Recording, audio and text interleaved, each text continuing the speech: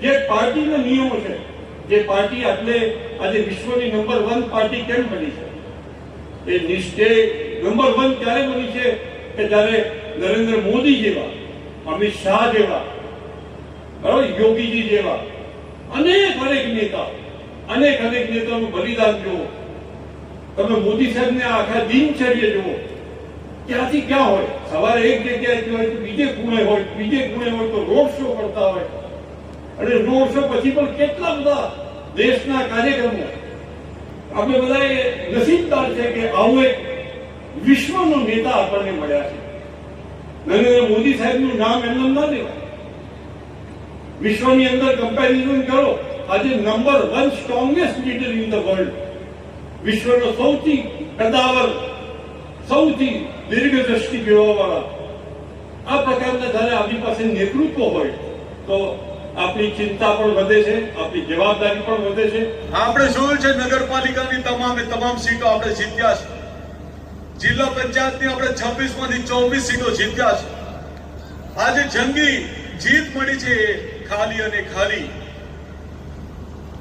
આપણા સંગઠનના તમામ મારા જિલ્લાના અધ્યક્ષો, એમની ટીમ, એમના નીચે કાર્યકર્તા મંડળના અધ્યક્ષો અને જેમની નિમણૂક થઈ છે એવા મારા તમામ પ્રદેશના મોરચાના મારા અધ્યક્ષો, જે પાર્ટીના 18 કરોડથી વિશેષ મેમ્બરો હોય અને 18 કરોડથી વિશેષ મેમ્બરોમાં જ્યારે આપની ગણતરી આવતી હોય કે આપણે દાદરા નગર હવેલી, દમણ દીવ ભારતીય જનતા પાર્ટીના તમે એક જુમેદાર એટલે કે જેમની પાસે હોદ્દો મળ્યો હોય, એ તમારું પણ સૌભાગ્ય છે કે તમે આટલી મોટી પાર્ટીના વિશ્વના સૌથી લોકપ્રિય નેતા, આ દેશના યશસ્વી પ્રધાનમંત્રી શ્રી નરેન્દ્રભાઈ મોદીજીના તમે કાર્યકાળમાં તમે કાર્યકર્તા બનતા હોય તો એ આ તમારું પણ સૌભાગ્ય છે દોસ્તો. તો હું તમામ જનપ્રતિનિધિને એટલું જ કહેવા માંગુ છું, ટીમોનું ગઠન થયું છે, જે કમિટીનું ગઠન થયું છે, એ બધા ખંભેથી ખંભે મલાવીને કામ કરે અને દરેક મારા મંડળના નાનામાં નાના કાર્યકર્તાઓને આપણી કેન્દ્ર સરકારની જે સ્કીમો છે એ સ્કીમોને આપણે કઈ રીતે ધરાતલ પર આપણે એમને લઈ જઈએ, એ ધરાતલ પર લઈ જવા માટે એ તમામ जनप्रतिनिधियों एक थईने साथे थईने काम करવું પડશે. मैं आपको विश्वास दिलाता हूं कि हम सब जनप्रतिनिधि, जनता आपके हर अच्छे कार्य में आपके साथ खड़े रहेंगे.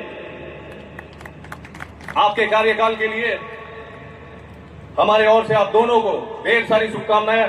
निशा जी और सोमनाथ जी, आप दोनों को ढेर सारी शुभकामनाएं.